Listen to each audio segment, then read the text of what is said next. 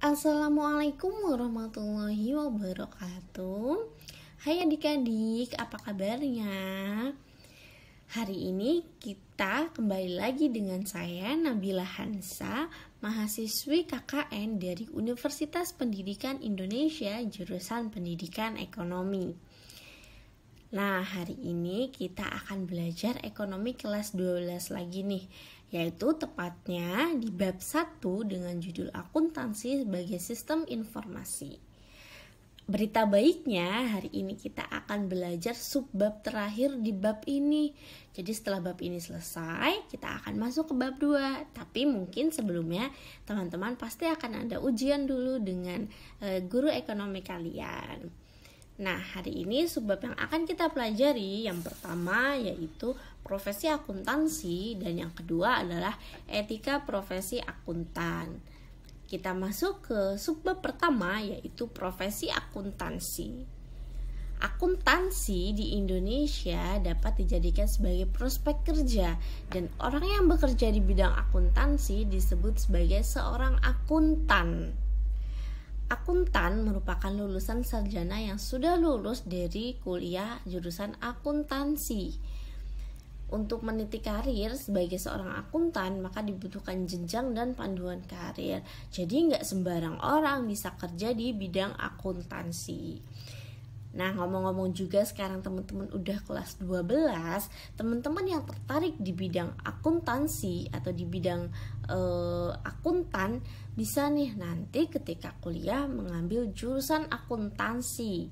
Bisa dari sekarang yang tertarik atau yang kepo untuk cari-cari tahu lebih lanjut terkait jurusan akuntansi yang akan melahirkan akuntan-akuntan hebat di Indonesia. Langsung saja untuk profesi akuntansi ini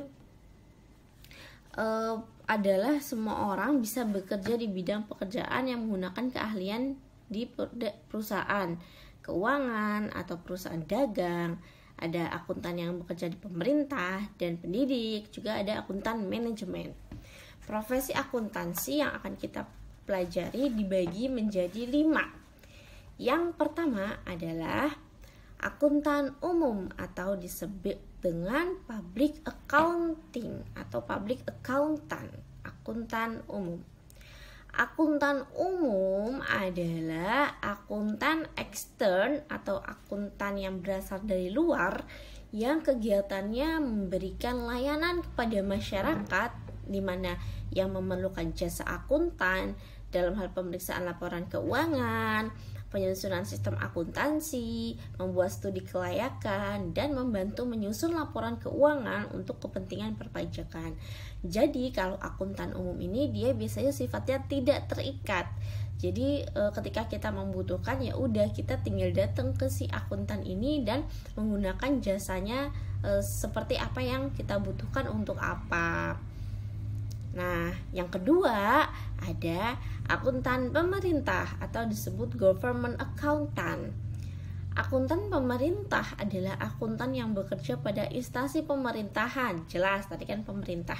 Jadi dia kerjanya di perusahaan-perusahaan atau instansi-instansi yang dikelola dan dimiliki oleh pemerintah sebagai badan pemeriksa keuangan atau disebut BPK dan inspektorat wilayah provinsi.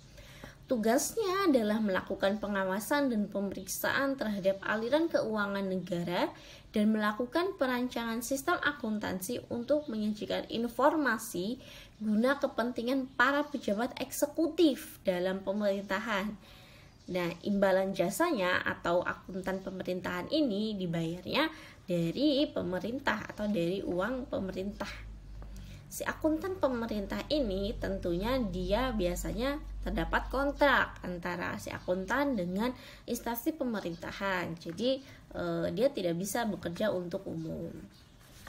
Yang ketiga ada akuntan intern atau akuntan perusahaan atau disebut juga private accountant.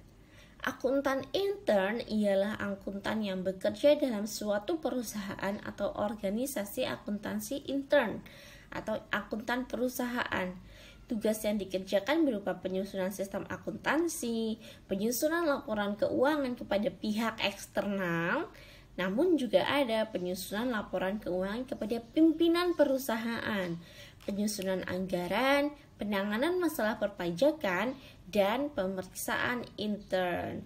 Nah, ini tadi ya, jadi di akuntan perusahaan ini dia ada kontraknya dengan satu perusahaan khusus gitu. Jadi dia memang kerja di situ, digaji dari perusahaan itu, dan kerjanya juga dia memberikan laporan kepada pemimpin perusahaan, bukan hanya kepada pihak-pihak eksternal. Selanjutnya yang keempat ada akuntan pendidik atau instruktur akuntan. Akuntan pendidik ialah akuntan yang bertugas dalam pendidikan akuntansi, yaitu mengajar, menyusun kurikulum pendidikan akuntansi, dan melakukan penelitian di bidang akuntansi. Biasanya nih orang-orang yang menjadi dosen itu dia adalah sebagai akuntan pendidik. Atau misalnya kalau di kampus aku itu ada jurusan pendidikan akuntansi. Jadi itu memang outputnya adalah orang-orang yang akan jadi pendidik di bidang akuntan atau yang akan menjadi akuntan pendidik. Selanjutnya yang terakhir ada akuntan manajemen atau manajemen akuntan. Akuntan manajemen adalah akuntan yang kegiatannya membantu pimpinan perusahaan baik untuk kegiatan sehari-hari maupun merencanakan kegiatan masa yang akan datang dengan mengacu pada historis dan taksiran. Jadi si akuntan manajemen ini dia lebih ke membantu perusahaan. Itu tadi profesi-profesi yang dapat digeluti di bidang akuntansi. Selanjutnya kita akan belajar mengenai etika. Etika profesi akuntan. Etika profesional dalam praktik akuntan di Indonesia disebut dengan istilah kode etik. Jadi etika atau bisa disebut kode etik yang dikeluarkan oleh organisasi profesi akuntan, yaitu Ikatan Akuntan Indonesia atau disebut IAI.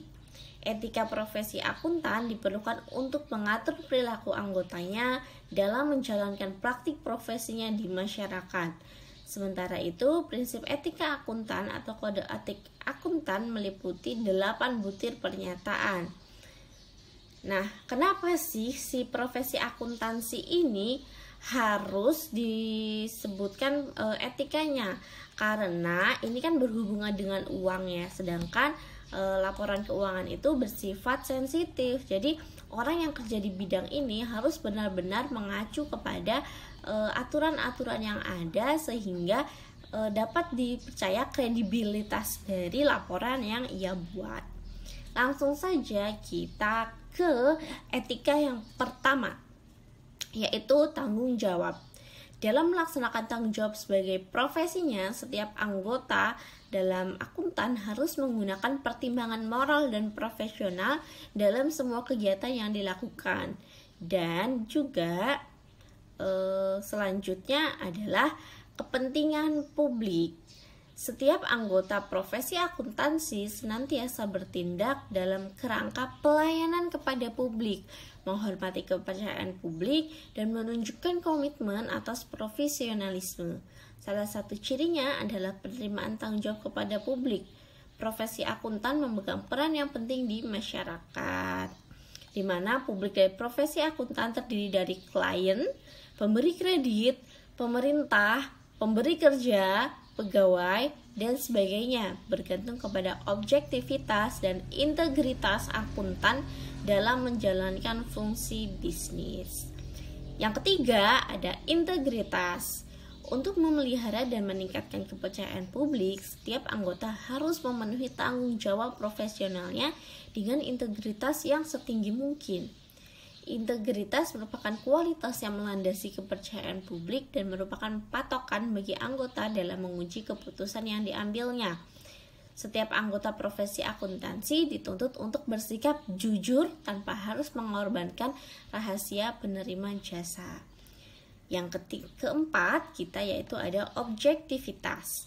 Setiap anggota menjaga objektivitas dan bebas dari benturan kepentingan dalam pemenuhan profesionalnya.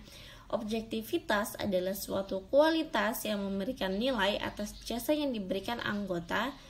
Prinsip objektivitas mengharuskan anggota bersikap adil, tidak memihak, jujur secara intelektual, dan tidak berprasangka atau bias. Anggota dalam praktik publik memberikan jasa administrasi, perpajakan, serta konsultasi manajemen. Selanjutnya ada etika yang kelima, yaitu kompetensi dan kehati-hatian profesional. Setiap anggota melaksanakan jasa profesionalnya dengan berhati-hati, kompetensi dan ketekunan, serta memiliki kewajiban untuk mempertahankan pengetahuan dan keterampilan profesional. Hal ini berarti bahwa anggota memiliki kewajiban untuk melaksanakan jasa profesional dengan sebaik-baiknya sesuai dengan kemampuan yang dimilikinya. Selanjutnya, yang keenam ada kerahasiaan. Setiap anggota harus menghormati kerahasiaan informasi yang diperoleh selama melakukan jasa profesional sebagai akuntan dan tidak boleh memakai atau mengungkapkan informasi tersebut tanpa persetujuan si klien, kecuali ada hal atau kewajiban profesional atau hukum untuk mengungkapnya. Nauzubillah, misalkan perusahaannya itu ternyata pimpinannya korupsi, kemudian dibutuhkanlah data akuntannya, data laporan keuangannya. Nah, itu baru diperbolehkan, karena itu merupakan jalur hukum. Kemudian etika yang ketujuh adalah perilaku profesional. Setiap anggota harus berperilaku yang konsisten dengan reputasi profesi yang baik dan menjauhi tindakan yang dapat mendiskreditkan profesi atau dapat memperburuk pandangan masyarakat terhadap profesi kita. Dan yang terakhir ada standar teknis, di mana setiap anggota harus melaksanakan jasa profesional sesuai dengan standar teknis dan standar profesional. Sesuai dengan keahliannya, anggota wajib melaksanakan penugasan dari penerima jasa selama penugasan tersebut sejalan dengan prinsip integritas dan objektivitas sebagai akuntan.